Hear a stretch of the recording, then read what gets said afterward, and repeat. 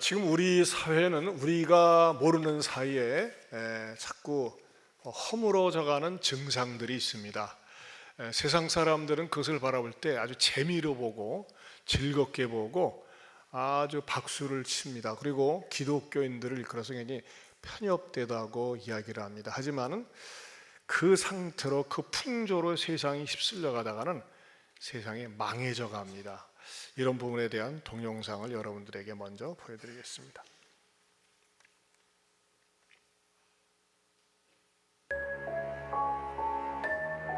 지난 2000년 서울에서 시작된 퀴어 문화 축제가 부산, 대구, 제주 등 전국 각지로 퍼져나가고 있습니다. 퀴어란 동성애자, 양성애자, 트랜스젠더, 집단 난교를 하는 다자성애자, 수간, 소아성애자 등등 소위 젠더, 성 정체성을 임의로 선택한 소수의 사람들을 일컫는 말로 동성애자가 다수를 차지합니다. 동성애자들은 1993년 해머의 논문을 근거로 동성애가 선천적이라고 주장하지만 그것은 명백한 거짓말입니다. 2005년 훨씬 더 많은 표본으로 재조사한 결과 해머 스스로 기존 결과를 번복하는 논문을 발표했습니다. 또 2012년 드라반트가 전체 게놈 유전자를 조사한 결과 동성애와 관련된 유전자는 하나도 없었습니다. 동성애는 결코 선천적인 것이 아닙니다. 남성 간 성행위, 즉 학문 성교는 수많은 질병의 원인이며 에이즈 확산의 주요 경로로서 최근 동성애 문화가 확산되자 청소년, 청년층의 에이즈 신규 감염자가 매년 급증하고 있습니다. 게다가 에이즈 치료비는 약값뿐 아니라 각종 검사비, 입원비, 합병증 치료비, 심지어 간병비까지 100% 국민 세금으로 지원됩니다. 이처럼 심각한 사회적 폐해를 일으키는 동성애의 위험성을 알리기는커녕 미성년자를 비롯한 가족과 시민이 함께하는 서울광장에서 이런 음란한 행사를 벌이는 것을 과연 문화축제라고 할 수 있을까요? 그럼에도 퀴어 축제 측은 국가인권위원회, 서울시 인권위원회, 정의당, 구글 등 기관, 단체, 기업의 참여를 이끌며 동성애 축제를 공인된 세계적인 축제로 키우는 동시에 차별금지법의 제정을 이뤄내려고 끊임없이 노력하고 있습니다.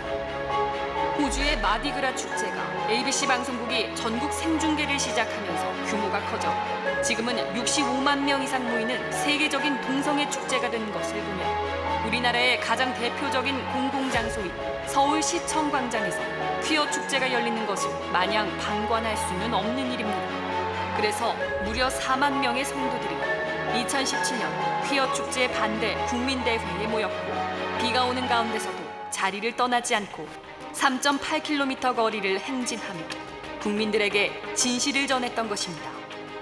바로 이것이 2007년부터 끊임없이 시도됐던 차별금지법 제정을 막아낼 수 있었던 힘입니다. 우리에게 복음을 전해준 미국, 영국, 유럽의 교회들이 동성애 세력 앞에 무릎을 꿇고 차별금지법이 통과된 이후 동성애에 반대한다는 이유만으로 얼마나 핍박받고 있는지 우리는 목도하고 있습니다. 한국 교회가 위기에 직면해 있는 지금이 바로 기도해야 할 때입니다. 그래서 우리는 6월 1일 서울 퀴어 축제를 앞두고 5월 한 달간 특별 기도회 기간을 갖고 마음을 모으기를 원합니다. 우리의 기도를 통해 음란과 거짓의 영이 떠나가고 이 땅의 거룩함이 회복되길 간절히 원합니다. 빛과 소금이 된다는 것은 어떠한 대가를 치르더라도 말씀을 삶으로 살아내며 진리를 담대히 외치는 것입니다. 다수의 국민들이 동성애에 반대하고 있다는 것을 많은 언론과 국가 정책자들에게 보여주어야 합니다. 침묵하는 다수는 아무런 영향력이 없습니다. 이제는 모이고 행동해야 할 때입니다. 성도 여러분의 기도와 동참으로 한국교회가 동성애 합법화의 물결을 막아서는 거룩한 방파제가 되어 전 세계를 올바른 성윤리로 선도하는 열방의 빛이 되길 소망합니다.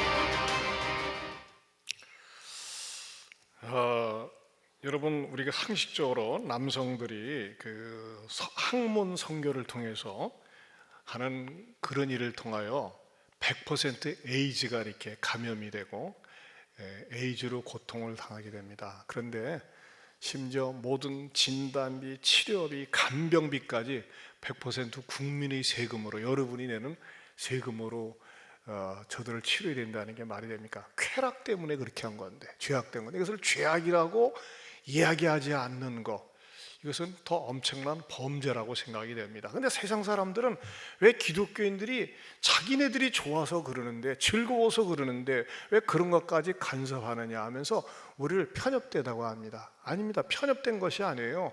사회가 그렇게 흘러가다가는 망한다는 겁니다.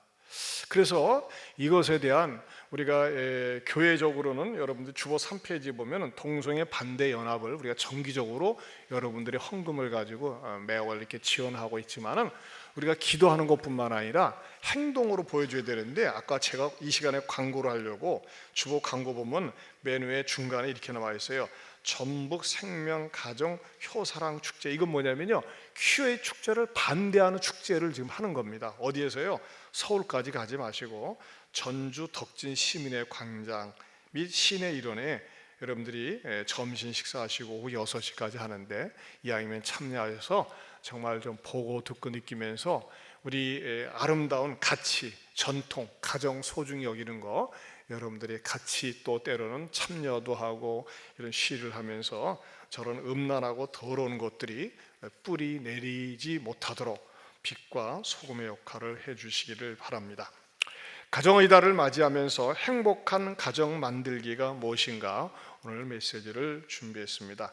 예수님께서 늘상 하시던 대로 사람들에게 말씀을 전하고 있었습니다. 그럴 때 뜬금없이 바리새인들이 예수님께 나와서 예수님을 테스트를 합니다. 무슨 테스트를 하느냐? 아내를 버리는 것이 괜찮습니까?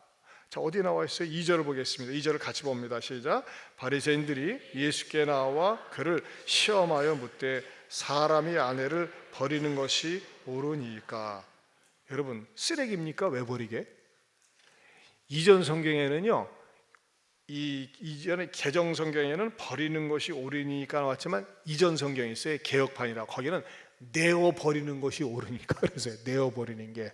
여러분, 아내가 물건입니까? 쓰레기입니까? 헌 신문입니까? 헌 신발입니까? 왜 내어 버립니까? 참, 우리 예수님을 갖다가 이렇게 시험을 하는 거예요. 그때 예수님께서 그 질문에 대한 답을 하시는데, 그러면 이 사람들이 이 아내를 내어버리는 그러한 아주 유치찬란한 질문을 왜 하게 되느냐?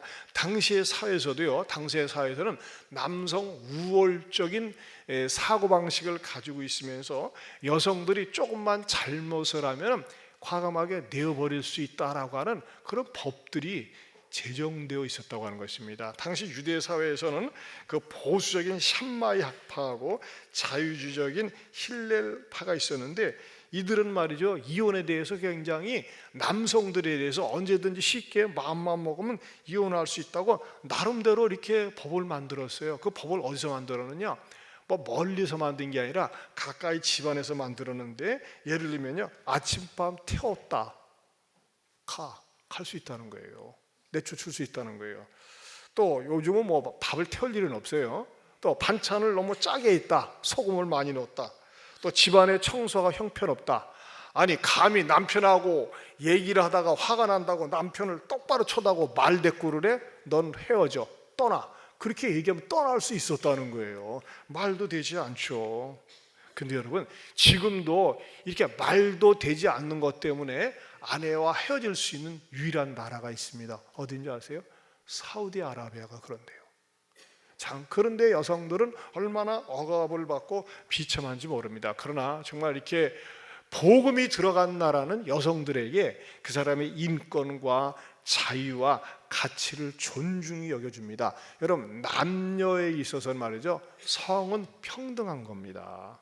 남녀는 성은 평등한 거예요. 권리도 평등한 겁니다. 이것을 존중히 여기는 것은요, 기독교가 들어오면서 되어져 있습니다. 우리는 양성평등이 아니라 성이 평등한 거예요. 양성평등이라고 하는 것은 뭐냐면요, 뭐 이렇게 이런 동성애자들, 이런 온갖 지저분한 것들도 다 평등하다는 게 양성평등이고, 성은 평등해요. 남녀 성은 평등한 겁니다. 이것을 우리 교회에서 바르게 알고 가르쳐야 됩니다. 그런 의미에서 우리 교회에서는 말이죠, 어떤 여성들은 이 찬송을 많이 불러야 되지 않을까 싶어요. 늘 울어도 눈물로써 못 갚을 줄 알아. 만약에 옛날에 태어나서 살았더라면요, 얼마나 구박받고 소박받고 그래야 했겠습니까? 자, 이런 사회적인 분위기에 편승해 가지고서 우리 주님께 이혼하는 것이 괜찮습니까? 아내를 버리는 것이 옳습니까? 라고 물어보니까 예수님께서는 뭐라고 답변을 하십니까? 3절 이렇게 말씀하십니다. 같이 봅니다.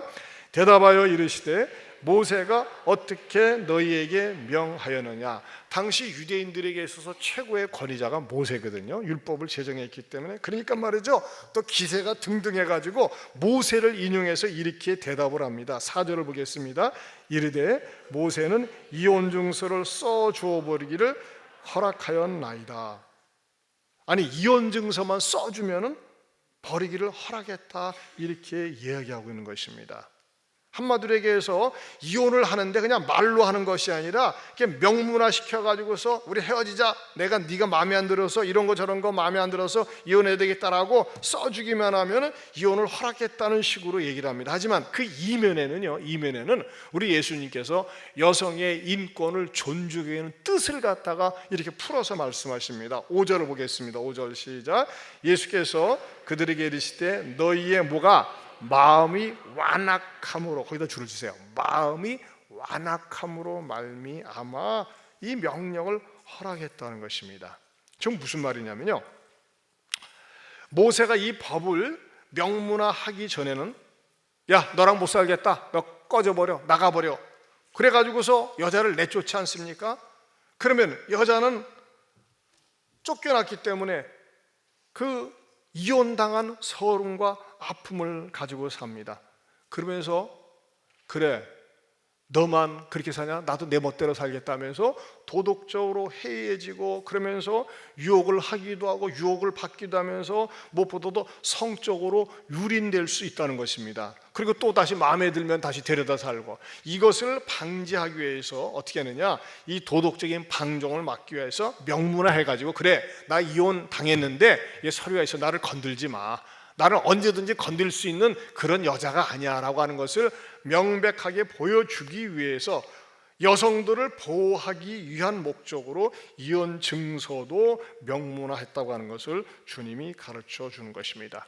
자, 오늘날 우리가 우리의 가정을 좀 더 올바로 세우기 위해서, 우리의 부부를 세우기 위해서 기억해야 될 것이 무엇일까요? 첫째는요, 창조의 뜻을 따라 한 몸임을 기억해야 된다는 것입니다. 당신과 나와의 만남, 우리 부부는요, 창조의 뜻을 따라서 한 몸이다. 어디 나와 있습니까? 6절에서 8절을 보겠습니다. 같이 봅니다. 창조 때로부터 사람을 남자와 여자로 지으셨으니 이러므로 사람이 그 부모를 떠나서 그 둘이 한 몸이 될지니라. 이러한즉 이제 둘이 아니요 한 몸이니. 여러분, 결혼해서 부부가 한 몸이 되었다고 하는 것은 굉장히 결혼에 대한 신비요 비밀스러운 축복입니다. 이것은 당사자들만 알고 있는 축복이요 비밀이라고 하는 것입니다. 그러나 오늘날 우리 사회는 어떻습니까? 관능대로, 보는 대로, 느끼는 대로 행동하면서 이 한 몸을 갈기갈기 찢어 놓습니다. 어느 정도 살다가 마음에 안 들면, 수틀면 쉽게 헤어지고, 또 다시 만나서 살고, 또 만났다가 또 마음에 안 들면 또 다시 헤어지고, 이것이 말이죠, 아주 일상화되어져 있어요. 특별히 좀 있는 사람들, 돈 좀 있는 사람들, 유명한 사람들일수록 더 그렇습니다. 미국에서 가장 유명한 여배우 가운데 한 사람이 엘리자베스 테일러라는 여인입니다. 이 여인 얼마나 이쁘게 생겼습니까? 정말 이쁘게 생겼어요. 하지만 이 여자는요, 79살에 세상을 떠날 때까지 자기의 원래 남편이었던 리처드 버튼하고 결혼했다가 헤어졌다가 또 다시 재혼했고, 또 그리고 죽기 전에는 말이죠, 자기보다 30살 어린 아들과 같은 트럭 기사와 더불어 살다가 또 헤어졌어요. 한마디로 얘기해서 8번 결혼하고 8번 헤어졌습니다. 부럽습니까? 징그럽습니다. 얼마나 징그럽습니까? 근데 말이죠, 이 결혼학자들에 의하면요, 남자와 여자가 만나서 아주 짜릿짜릿한 매력을 느낀다, 매력적인 사랑, 육감적인 사랑을 느끼고 막 그립고 그러는 것은 얼마나 가느냐, 약 1년 반 가면 다 식는답니다. 그리고 3년이 지나면 거의 소멸하고 6년이 되면 완전히 사그라진대요. 그러니까 6년이 지나면 사그라지니까 말이죠, 6년마다 한 번씩 엘리자베스 테일러는 남자를 갈아친 것 같아요. 자, 그렇다면 저와 여러분은 어떻습니까? 지금 살고 있는 남편이나 아내 6년이 다 지났는데 그렇게 끌리는 것도 없고, 아무리 이렇게 손잡아도 정기도 오지 않고, 눈을 바라봐도 정도 통하지도 않고, 그저 그러고 거시기 한데 어떻게 삽니까? 여러분, 사람은요, 육감으로 사는 게 아니에요. 결혼을 해서 살다 보면요, 여성에게는 남자를 바라볼 때 무엇을 줘야 될까요? 든든함을 줘야 돼요. 이 사람은 내 남자야, 든든해. 그냥 든든한 거예요. 여성이 남편을 바라볼 때. 그러면 남편은 아내를 바라볼 때 어떤 감정을 줘야 될까요? 안정감을 줘야 됩니다. 세상 그 어떤 여인보다도, 어떤 사람보다도 느낄 수 없는 아내와 있으면 편안함과 안정감을 줘야 돼요. 불편함을 줘보세요. 여러분, 왜 바람을 피는 겁니까? 불편한 거예요. 싫은 거예요. 그러니까 바람을 피는 거 아니겠어요?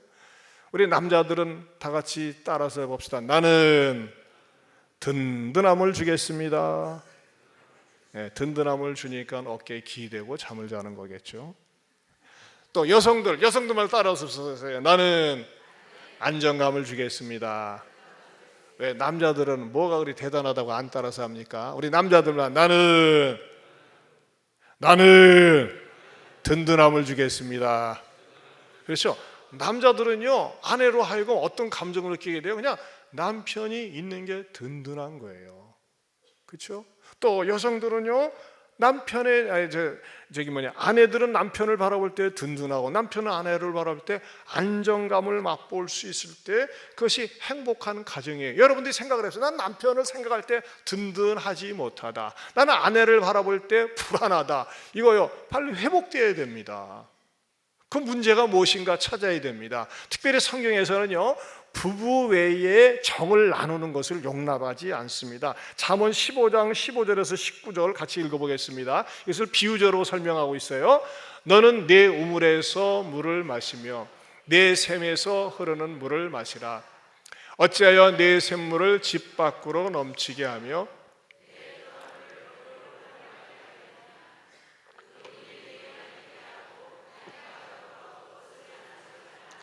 내 삶으로 복되게 하라. 내가 젊어서 취한 아내를 즐거워하라. 그는 사랑스러운 암사슴 같고 아름다운 암노루 같으니 너는 그의 품을 항상 촉하게 여기며 그의 사랑을 항상 연모하라. 아멘입니까? 아내를 갖다가 귀하게 여기면서 연모해야 돼요. 성경에서는요, 아내는 더 연약한 그릇이다 그랬습니다. 제가 아는 다른 교회 다니는 장로님이 계세요.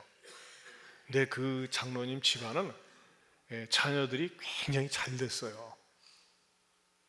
그리고 부인 되시는 권사님도 굉장히 건강하셨는데 그 권사님이 이제 치매가 걸리셨어요. 알츠하이머병 치매 걸리는데 굉장히 심하신 거예요. 근데 그 장로님은요, 회사로 같이 부부가 출근을 하시더라고. 그리고 한쪽 방에서 이제 장로님은 은퇴를 하셨으니까 늘 일 돌보는데, 제가 감동받은 거는요, 하루 2시간 이상 자기 아내를 마사지를 해주는 거예요.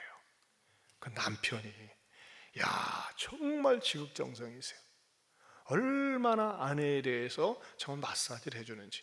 여러분, 내 몸에 누가 손을 대겠어요? 다른 남자, 다른 여자가 손을 대면 성추행 아니겠습니까? 그러나 남편이 손을 대는 것, 그건 사랑이에요. 특별히 여러분, 남편들은 말이죠, 늘 얘기하지만 아내에 대해서 가장 좋은 터치가 뭘까요? 배 마사지입니다. 배. 항상 긴장되기 때문에 이게 배에 땅땅이 뭉쳐 있어요. 그럼 틈날 때마다 배 마사지를 해주시고 그러세요. 너는 하냐? 합니다. 종종 합니다. 배 마사지 해주고 저 마사지를 해주는 거 누가 내 아내의 손을 대면서 말이죠 해줄 수 있겠어요? 또 아내도 남편에 대해서 말이죠 자꾸 마사지 해주는 그 장로님 지로는요 회사에서도 그걸 가르치더라고요. 마사지가 일상화되자. 딴 데 가서 마사지 받지 말고 집안에서 피차에 마사지 해주자. 참 좋은 것 같아요. 여러분, 여러분의 가정에 정말 남들이 바라볼 때도 말이죠 직간접적으로 내 아내, 내 남편을 가장 사랑하고 아끼는 가정들이 될 수 있기를 축원합니다. 남편이나 아내가 자기 남편과 아내를 사랑하지 않고 엉뚱한 사람 바라보고 사랑한다. 그것에 대해서는요 성경에 대해서 투기하는 것, 질투하는 것, 분노하는 것에 대해서 긍정적으로 가르치고 있습니다. 자, 잠언 6장 32절에서 35절입니다. 같이 읽어볼까요? 시작. 여인과 간음하는 자는 무지한 자라. 이것을 행하는 자는 자기의 영혼을 망하게 하며 사함과 능욕을 받고 부끄러움을 씻을 수 없게 되나니 남편이 투기로 분노하여 원수 갚는 날에 용서하지 아니하고 어떤 보상도 받지 아니하며 어떤 많은 선물을 줄지라도 듣지 아니하리라. 여러분 그렇습니다. 남편과 아내 외에 진정 부부만이 나눌 수 있는 정을 다른 데 나누지 마시기를 바랍니다. 왜 그러느냐? 이것은요 하나님께서 우리에게 주신 아름다운 성전이기 때문에 그렇습니다. 또한 성경에서 우리들에게 가르쳐 주는 것이 있습니다. 사람이 갈라서게 할 수 없다는 것입니다. 10장 9절을 봅니다. 같이 봅니다.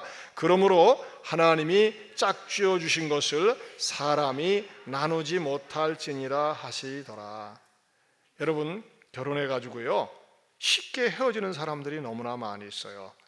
뜻밖에도 말이죠 우리나라도 4쌍 중에 1쌍이 이혼하고 또 40%가 결혼한 지 3년에서 6년 사이에 헤어진다고 합니다. 근데 헤어지는 사람들이 그럴듯한 명분 가운데 하나가 성격 차이라고 이렇게 이야기를 하지만은 사실은 어떤 게 보면 말이죠 성격 차이가 너무나 극심한 경우도 있어요. 저도 이렇게 성도들을 보면요 우리 교회도 보면 재혼하신 분들이 꽤 많이 있습니다. 근데 얘기를 가만히 들어보면 정말 남편 못됐다, 아내 못됐다 그런 사람들이 있어요. 또 수용이 되어집니다.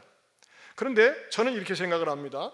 여러분들이 현재 다시 재혼을 했건 또 이미 결혼해서 사시는 분들은 남편이나 아내의 허물에 대해서 용납하고 용서하는 마음을 가지고 살아야 된다는 것입니다.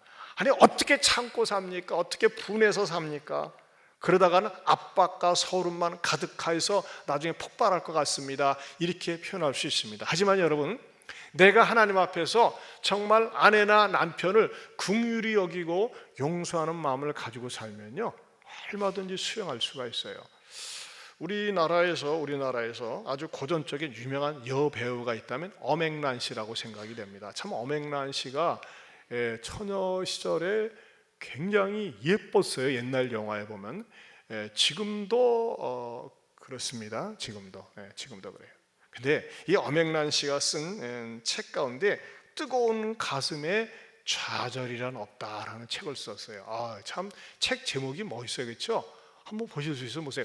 뜨거운 가슴에 좌절이란 없다. 근데 그 내용을 보면요 굉장히 감동적이고 성경적이에요. 예를 들면 신성일 씨가 바람둥이 아니었습니까? 스캔들이 있었어요. 신성일 씨 참 잘생겼습니다. 신성일 씨 모른다고 하면 뭐 할 말이 없어요. 근데 이 신성일 씨에게 바람을 잡는 계기가 있었습니다. 그 책에 나오는 내용입니다. 한 번은 동료들하고 미국 출장을 갔다고 하는데 딱 소문을 들으니까는 여자를 하나 달고 출장을 갔다는 거예요. 얼마나 화가 났겠어요. 그리고 그 일행이 돌아올 때 자기 남편만 따로 늦게 돌아온 거예요. 제 날짜에 오질 않았어요. 그리고 마침내 남편이 입고 간다는 얘기를 듣고, 그래도 어떡하겠어요? 자기 남편이니까는 이제 그 공항에 가서 영접을 했는데, 그때는 이제 어떻게 여자를 다른 데로 돌려 빼고 혼자만 왔겠죠. 그 보는 순간 그냥 모욕감과 분노함, 볼수록 말이죠, 역겨움을 느끼고 더러움을 느꼈답니다. 그런데 집안에 와서 이제 여행 가방을 정리해 주려고 여행 가방을 열어보니까 더 가관이에요. 분명히 자기가 남편에게 아주 정성스럽게 이렇게 정리해서 빨아준 파자마 대신에 향수 냄새가 진하게 나는 여자의 잠옷하고 하얀 목양발이 남편의 가방에 있었다는 것입니다. 아마 신성일이가 착각을 하고 말이죠, 이렇게 넣은 것 같아요. 그걸 보는 순간 야, 이 화상아 하면서 얼굴에다 냅다 던지면서 헤어질 수 있겠죠. 그런데 어떻게 했는지 아십니까? 그때 당시에 자기 집에서 일하는 파출부에게 그 애인의 잠옷을 입혀가지고 일을 하게 했대요. 그걸 볼 때마다 등골이 오싹하지 않았겠습니까? 말 한마디 하지 않고. 그런데요, 그 사건 이후로 바람을 잡았답니다. 참고할 만합니까? 아니겠죠. 뭐 그런 얘기도 있어요. 힐러리 남편 클린턴이 바람을 폈을 때 그 힐러리는 르윈스키가 입었던 잠옷을 입고 돌아다녔답니다. 얼마나 클린턴이 가슴이 뜨끔했겠습니까?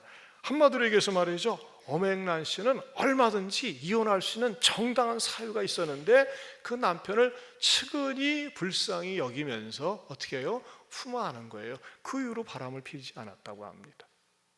여러분, 여러분의 남편이나 아내가 어느 한순간 실수하고 잘못할 수 있습니다. 하지만 용서하고 품는 마음 말이죠, 다시 가정을 회복시킬 수 있다고 하는 것입니다. 내가 남편이 아내가 잘못했던 것 때문에 안 돼, 우리는 찢어져야 돼, 헤어져야 돼. 여러분, 찢어져야 돼, 헤어져야 돼, 이런 마음을 먹을 수 있지만요, 월트 트로비스는 이런 말을 했어요. 결혼은 남편과 아내라고 하는 종이 두 장을 풀로 붙인 것과 같다 그랬어요. 그런데 이혼은 찢는 것 같다 그랬어요. 여러분, 풀로 싹 붙여놨는데 이것을 찢으려고 해보세요. 그러면요, 원상태대로 찢어집니까? 쫙 찢어지는 거예요. 그 찢어지는 순간 남은 것은 상처밖에는 없습니다. 고통밖에는 없습니다.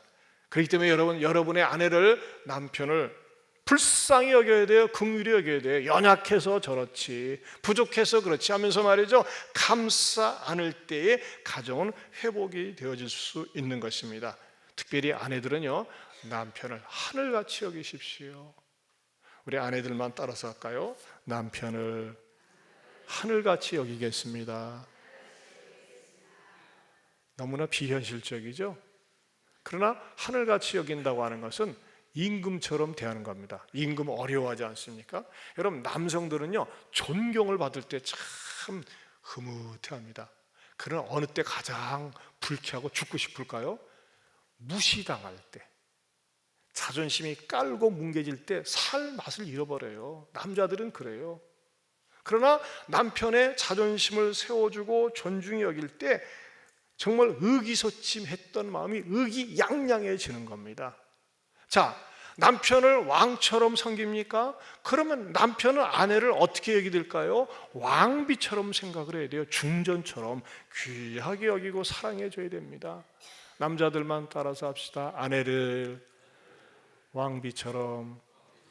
갈수록 죽어져요, 목소리가. 네? 왕비처럼 여기겠습니다. 네, 여러분, 피차간에 서로 존중하고 사랑해줘 보세요. 절대 손해볼 일이 없습니다. 전 우리 교회 안에는 말이죠, 재혼하는 가정들 가운데서 이야, 정말 존경하고 싶은, 존경심이 나오는 그런 부부들이 여러 분 계세요. 타지에서 사시다가 오셨는데 저는 몰랐어요. 그런데 말이죠, 어떤 자매가 자기에게 애가 셋이 딸렸어요. 근데 남편하고 이게 남편 얘기를 하는데, 자기 남편은 말하자면 총각이야. 총각인데 애 셋 딸린 그 아내를 갖다가 사랑해서 같이 사는 거예요. 그런데 그렇게 행복하게 살아요. 무엇보다도 신앙으로 서로 격려하고 위로해 주면서 사는 걸 보니까 얼마나 아름다운지 몰라요. 여러분, 특별히 여러분들이 재혼했습니까? 아니 초혼입니까? 중요한 건 뭡니까? 과거를 묻지 마세요. 지난 날을 묻지 마세요. 비교하지 마세요. 이것처럼 상처를 주는 게 없어요. 그리고 옛날 남자 어땠느냐, 옛날 여자 어땠느냐 묻지 마세요. 그냥 있는 모습을 그대로 존중 여기고 사랑해 주시기를 축원합니다. 저는 또 이런 생각도 들어갑니다. 저는 제 딸도 이렇게 시집 갈 때가 되는데 갈 생각을 안 해요. 가라 소리를 하지 않습니다. 지 인생 지가 알아서 가는 거고, 안 가면은 그냥 독신의 은사를 가지고 사는 거고, 그런 거 아니겠어요? 강요하지 마세요. 저는 이 생각이 들어가요. 처녀나 총각들 막 무리하게 가가지고 잘못된 놈 만나가지고 고생하고 헤어지는 것보다는 혼자 사는 게 나아요. 차라리. 그러지 않겠어요? 아멘 노멘. 그럼 어떻게 돼요? 강요하지 말고 밀어붙이지 말고 그냥 기다리세요. 우리 교회 사역하시다가 그만두신 정양숙 전사님 같은 경우는요, 그분은 아주 똑똑한 분이었어요. 여성으로서 학생회장도 하고 훌륭하신 분이었는데, 그분도 말이죠, 그냥 뭐 주변에 마음에 드는 남자가 없어가지고서 그냥 혼자 살았어요. 근데 50에 시집 갔어요. 내가 볼 적에 말이죠, 그거 뭐 중요한 건 뭐냐, 나 자신이 삶이 즐겁고 행복해야 되는데, 여러분 강요하지 말고 그렇게 하세요. 자녀들이 왜 시집 갈 생각을 안 하냐, 네가 뭐가 부족해서, 남자들한테 왜 장가 갈 생각을 안 하냐, 그렇게 하지 말고 기도해 주세요. 어떤 기도? 좋은 만남을 달라고 계속 기도해 줄지언정 그걸 인위적으로 계속 스트레스를 주지 마세요. 그러면 더 삐딱하게 나갑니다. 그러지 말고 계속 축복하고 기도해 주시면 때가 되면은 가는 거고, 때가 아니 그런 사람이 없으면 혼자 사는 거고, 그런 것에 대해서 너무나 애타하고 마음 졸이고 마음 병 걸리고 늙지 마시기를 바랍니다. 아멘입니까? 왜 젊은 엄마들이 아멘 합니까? 나이 드신 엄마들이 아멘 하면서 그걸 수용을 해야지. 자, 세 번째로는요, 우리 가정 속에 이 말다툼이 많이 일어나는 그 비극에 대해서 말씀을 드리려고 그래요. 한번 따라서 말다툼을 아름답게 끝내려고 하십시오. 지난 5월 16일 날 유승현 전 김포시의회 의장에 대한 기사가 났어요. 이 사람은 말이죠, 굉장히 아이들을 사랑하고 인권을 존중히 여기는 분이었어요. 그래서 인천 성도 어린이집 보육교사가 어린이를 학대했다고 그래가지고 너무나 화가 나서, 어린이도 하나의 인권인데 왜 어린아이에게 폭력을 휘두르고 폭언을 하느냐, 폭언과 폭력을 휘두르냐면서 말이죠, 아주 이 폭력에 대해서 신랄하게 비판을 했어요. 근데 이분이 밥 먹다가, 술하고 같이 밥 먹다가 마누라하고 말다툼하다가 밥상 걷어차고 주먹으로 날리고, 그것도 양이 안 차니까 또 기대서 있는 골프채를 가지고 휘둘러 가지고 현장에서 직사시켰잖아요. 그리고는 양심에 걸리니까 내가 내 아내를 쳐서 죽였다고 또 자수는 했어요. 근데 저는 이분을 보면서 자기 평소에 폭언과 폭력에 대해서 반대했던 분이에요. 근데 어떻게 아내에게 그렇게 밥 먹으면서 그럴 수가 있었을까? 여러분, 그럴 수가 있었을까라고 의문을 제기하죠. 폭력을 반대했던 사람이. 인간은 얼마든지 그럴 수 있다는 겁니다. 인간의 죄성은요, 항상 폭언과 폭력이 잠재되어 있어요. 뭐 하면요? 멍석을 깔아주면요. 그렇기 때문에 우리 그리스도인들도 마찬가지예요. 여러분, 우리는 살면서 말다툼 안 합니까? 저는 이렇게 강대상에서 그럴듯하게 설교하니까 항상 맞아 아내에 대해서 막 존중해주고 I love you 어쩌고 저쩌고. 안 그래요. 저도 말다툼 합니다. 저는 대신에 말다툼하고 나면 죄를 갚는다는 의미에서 설거지를 합니다. 설거지. 좋더라고요. 근데 여러분, 이 잦은 말다툼이 늘 싸우게 되고, 늘 싸우다 보면 대판 싸우게 되고, 대판 싸우다 보면 막무가내로 싸웁니다. 싸움에도 전략이 필요하다고 생각이 됩니다. 싸움에도 전략이 필요하다. 여러분, 이 세상 전쟁도 전략이 있지 않습니까? 부부 싸움을 하려고 할 때 전략적으로 싸우세요. 그럼 반드시 둘 다가 위너가 됩니다. 제가 지난주 금요일 날 오후에 이제 이렇게 일을 마치고 체육공원을 이렇게 쭉 도는데 저 국악원이 있어요, 저쪽에.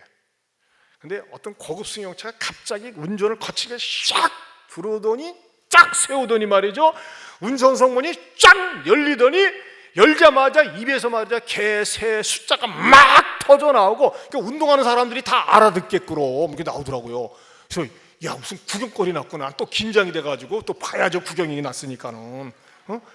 쫙 가려다가 다시 뒤로 와가지고서 왔더니 이 남자가 차에서 내리더니 옆 조수석에 가서 물을 확 열어 제끼더라고요. 보니까 아내가 앉아 있는 것 같아요. 아내가. 야, 뭐 사건 터지겠구나. 그래서 가까이 가서 보면 뭘 봐 이 새끼야 하면서 내가 맞을 것 같으니까는 가까이 가면 안 되고 좀 떨어져 가지고 삥 돌아가서 거기 나무 숲이 있어요. 그쪽에 가지고서 딱 스마트폰을 대고서 증거 자료가 필요하니까 그래서 찍었어요. 이렇게 딱 남자가 성질 나가지고 이러고 있는 거예요. 막 하는 거야. 내가 가만히 지켜보고 다른 사람들도 이렇게 가다가 전부 다 지켜 서 있는 거예요. 워낙 소리를 크게 지르니까. 근데 남자가 졌어. 왜 졌는지 아세요? 어떻게 졌는지 아세요? 성질이 나가지고 막 소리 지를 때 여자도 화가 나가지고 막 소리 지르면 어떻게 됩니까? 여자가 맞습니다. 보통 여자가 맞고 피해자가 됩니다. 여자가 웬만한 운동하지 않는 이상. 근데 이 여자분은요, 지혜로운 것 같아요. 그렇게 소리를 지르고 악을 쓰는데 여자가 가만히 침착하게 대응을 하더라고. 여러분, 싸움 났을 때 피차 소리 지르면요, 아무 소리도 들리지 않고 감정과 육박전과 구타밖에 나오지 않습니다. 근데 한쪽 편에서 가만히 있어 보세요. 야, 말 같지 않아? 내가 성질나서 말을 하는데 넌 가만히 있어. 난 당신 말을 듣는 거야. 진지하게 다 얘기해봐. 그래 보세요. 그러면요, 뭐라고 얘기합니까? 지풀에 죽는다니까. 우리 유명한 말 있잖아요. 지풀에 죽는다고. 그렇죠? 우리 남자 집사님들 지풀에 죽은 적 여러 번 있죠? 맞아요. 끄떡끄떡하네. 맞아요. 지풀에 죽을 수밖에 없어요. 왜? 소리 막 지르다가 반응이 없으니까는. 네, 여러분, 어떤 일 때문에 다툼이 일어났을 때 서로가 지지 않으려고 으르렁거려 보세요. 절대 그 싸움은 평화롭게 끝나지 않습니다. 그런 한쪽 편으로서라도 어떻게 돼요? 죽여가 아니라 죽여 하면서 누르고서 자기를 죽여봐. 죽여 하면서. 그러면 어떻게 됩니까? 그냥 싱겁게 끝이 나요. 싱겁게. 근데 거기서 맞붙어 보세요. 대판 싸움이 나는 거고. 여러분, 김포시의 의장이 자기 아내를 골프채로 패 죽이려고 계획을 했겠어요? 저는 그렇지 않다고 봅니다. 계획적인 살인 범죄라고 생각하지 않습니다. 막 욱하는데 여자도 가만히 있지 못하고. 여러분, 특별히 싸울 때 상대방이 아주 저자세로 있으면요, 나중에 싸움 끝나고 나면요, 소리 지르는 놈만 멋쩍고 미안합니다. 첫 번째 전략, 맞붙어 싸울 때 절대 소리 같이 지르지 말고 가만히 있어라. 따라서 하다 가만히 있읍시다. 귀담아 들으세요. 그러면요, 상대방이 패배하게 되어 있습니다. 그리고 여러분, 이 싸움 속에 확 불을 지르는 게 뭡니까? 자존심을 건들 때예요. 자존심. 여러분, 특별히 남자들이라는 존재는요, 자존심 가지고 살아요. 고물상에 갖다 팔아도 100원도 안 쳐주는 그 자존심. 그 자존심을 한번 당신이 벌어온 게 뭐가 있어, 해준 게 뭐가 있어 하면서 말이지, 막 자존심을 건들면요, 그때는요, 남자는 살 의욕을 잃어버려요. 살 의욕을 잃어버리니까 상대방을 해치는 거 아니겠어요? 그러니까 절대 자존심 건들지 마세요. 사안을 얘기하세요. 일을 얘기하세요. 그리고 내가 이 부부가 살다가 아무래도 내가 싸워야 될 것 같아요. 이게 만약에 때로는 한 번씩 건전하게 싸워야 됩니다. 때로는 말이죠, 웃음이 스트레스 해소가 되고 웃음이 엔돌핀을 갖다가 솟구치게 하는 것처럼 한 번씩 화를 내는 것도 스트레스가 진정된대요. 그러나 여러분, 어떻게 해야지만이 스트레스가 진정이 되어지고 정신 건강에 좋을까요? 여러분들이 우리가 살다 보면 의견 충돌이 있습니다. 마음에 맞지 않는 게 있어요. 그래서 한바탕 붙어야 되겠어요. 그러면 싸움을 앞두고 반드시 기도하고 싸우십시오. 여러분 한번 실습을 해보세요. 싸울 일이 있어. 요거 때문에 저문제, 애들 때문에 뭐 때문에. 그러면요, 주님, 제가 이번에 남편하고 아내하고 한바탕 싸우겠습니다. 이 싸움 속에 임재하시고 도와주시옵소서. 그렇게 하고 막 기도 간단하게 하고 묵도하고 싸움에 임해보세요. 그러면요, 이 싸움이요, 거친 싸움이 아니고 부드러운 싸움이 되고 불통이 아니라 소통이 됩니다. 기도하고 싸우시기를 축원합니다. 어찌 남남이 만났는데 안 싸우겠습니까? 늘 싸우는 건 아니잖아. 싸울 일이 있을 때 그 싸움 때문에 감정이 악화가 되어져 가지고 냉각기를 갖고, 어떤 사람은 그런 데잖아요. 우리는 말이죠, 성질나면 말을 안 해요. 그런 사람이 있어요. 아주 독한 사람이에요. 일본 사람들이 그런 데잖아요. 일본 사람들은요, 한번 성질나면 평생 말을 안 한대. 그리고 맹 죽을 때 헤어진대. 무서운 거죠. 아니에요. 그건 속병 생기는 거야. 싸우려고 할 때 하나님, 내가 이거 싸워야 되겠습니다. 이 얘기를 해야 되겠습니다. 저도 그럴 때 있어요. 목사다 보니까는 다른 사람한테 하기 싫을 말을 해야 될 때가 있어요. 지적해야 될 때가 있어요. 그럴 때는요, 이 말 때문에 상처를 받지 않도록 굉장히 기도를 많이 하고 상대방을 대하면요, 뜻밖의 마음이 누그러워지고 부드러워지면서 불통이 아니라 소통이 되더라고요. 그렇기 때문에 여러분, 기도라고 하는 것은요, 우리가 늘 필요하지만 싸우기 전에도 필요하더라고요. 따라서 합시다. 싸우기 전에 기도하고 싸우자.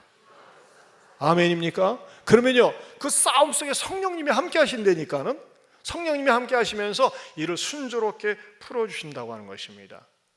여러분, 그리고 우리가 가정 속에서 남편이나 아내의 약점이나 부족한 부분은 보완해 주려고 해야 됩니다.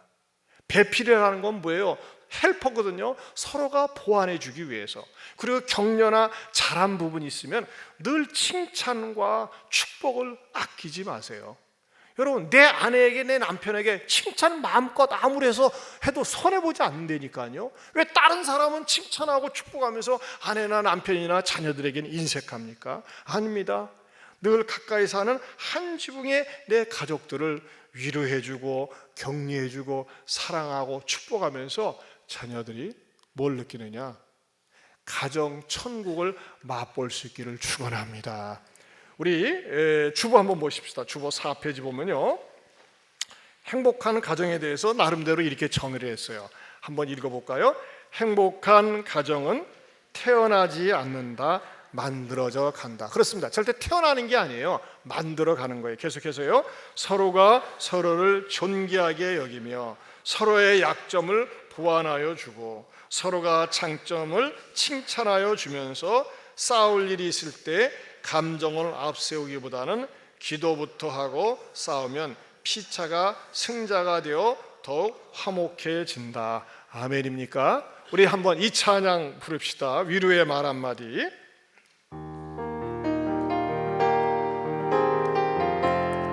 우리 악기팀 나가서 반주 도와주세요.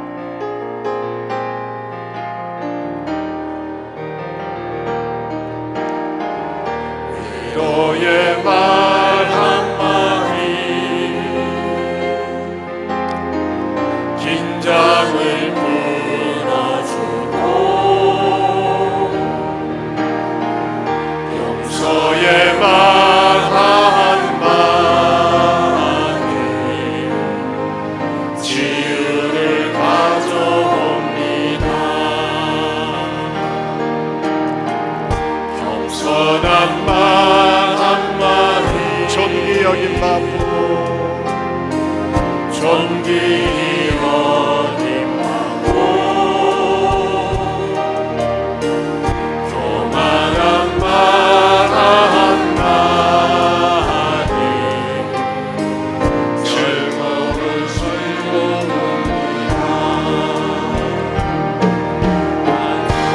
쓰디쓴 말 말 한마디, 쓰리 쓴 말 한마디, 증오를 심으리고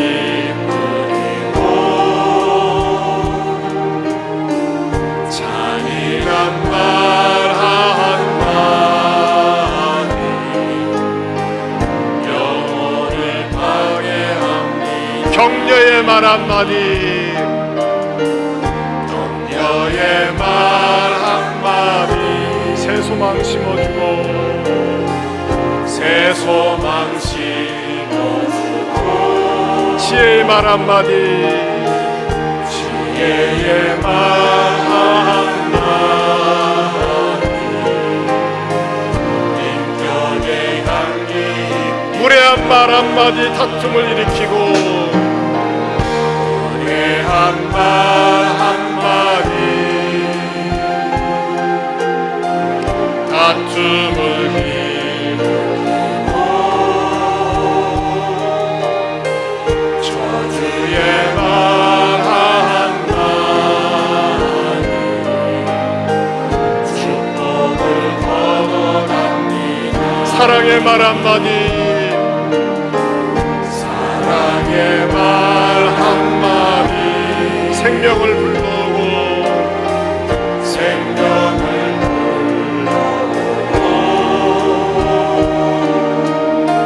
생명의 말 한마디 사랑을 키워줍니다. 가장 아름다운 말, 가장 아름다운 말, 믿고 사주 미안해요 고마워요 정말 사랑해요 그리고 당신을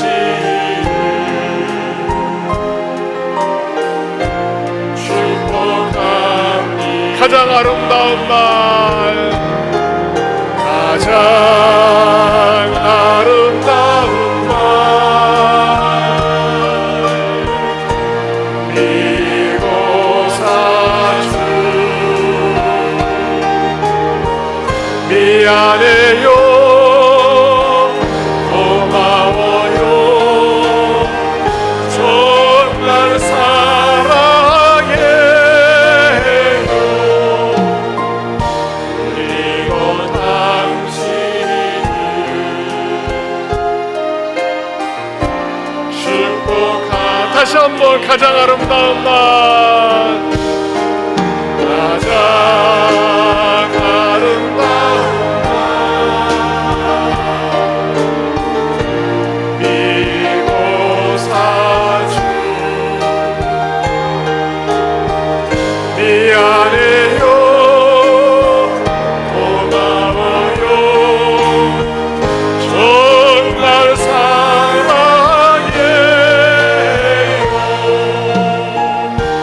그리고 당신을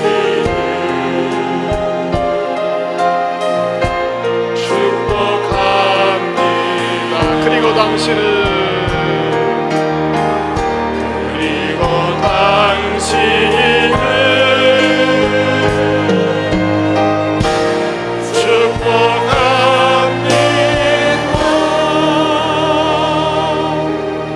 축복합니다. 여러분, 여러분들이 말이죠, 여러분의 아내나 남편이나 자녀들에 대해서 뭘 한 것 때문에, 잘한 것 때문에, 잘해주기 때문에, 그런 것 때문에 귀하게 여기고 감사하고 좋아합니까? 죄송한 얘기입니다. 수준 낮은 감사합니다. 존재론적인 감사를 하세요. 네가 건강하게 있다고 하는 거, 내 집안 식구라고 하는 거, 뭐 좀 가진 것 때문에, 뭘 잘하기 때문에, 내세울 만한 거 있기 때문에 아니에요. 그냥 있는 것으로 감사하세요. 여러분의 남편이나 아내에 대해서, 자녀들에 대해서 참 감사를 하세요. 그리고 내가 못해준 것만 생각할 때 미안한 마음 가지면요, 우리 집안에서 내가 제일 부족한 거예요. 그럴 때 가정을 더 사랑하고 싶고 더 충성하고 싶고 축복하고 싶은 겁니다. 우리 시간에 다 같이 눈을 감고 기도하기 원합니다.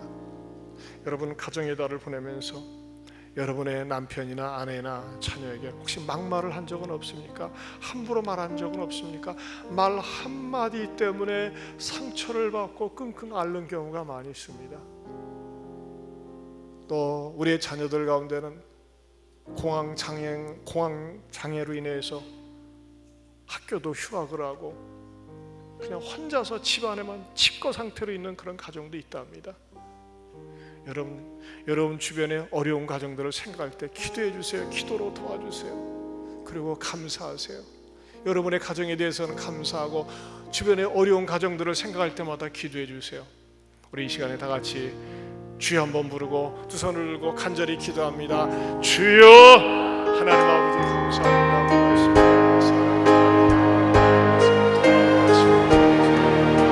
아버지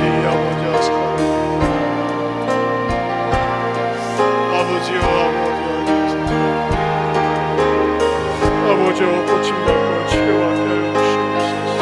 하나님 아버지 우리가 위로하며 사랑하며 축복하며 살아갑니다. 아버지 우리 속에 하나님 주시옵소서. 아버지 이 말씀이 또 하나님 아버지 주시옵소서. 아버지 그들을 위해서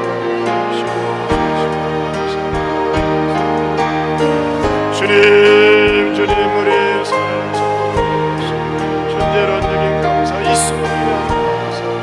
아버지 하나님 내가 고친 말 함부로 한 말 막말 하나님 아버지 가족들을 생각하며 항상 미안하고 마음 가정에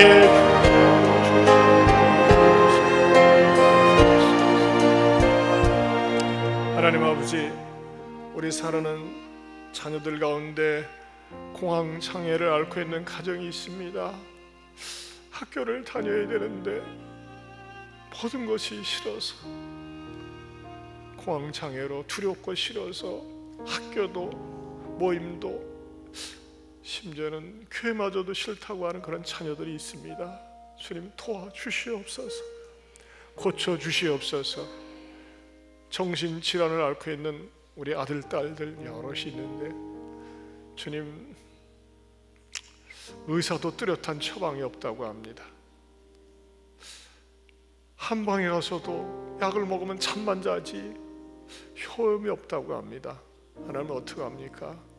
하나님의 능하신 손으로 고쳐 주시옵소서. 회복시켜 주시옵소서.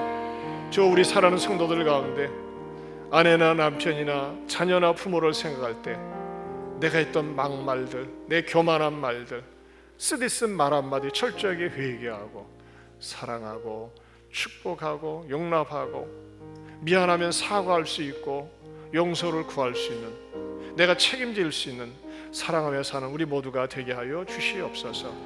이제는 우리 주 예수 그리스도의 은혜와 하나님 아버지의 변함이 없는 사랑과 성령님의 감화 감동 교통하심의 은혜가 미안합니다, 고맙습니다, 사랑합니다, 축복합니다 이 언어가 내 몸에 배며 나 때문에 많은 사람들이 위로와 용기를 얻으며 사는 은혜의 도구 되겠노라고 다시 한번 다짐하는 모든 성도들 위해 영원토록 함께 있을지어다. 아멘.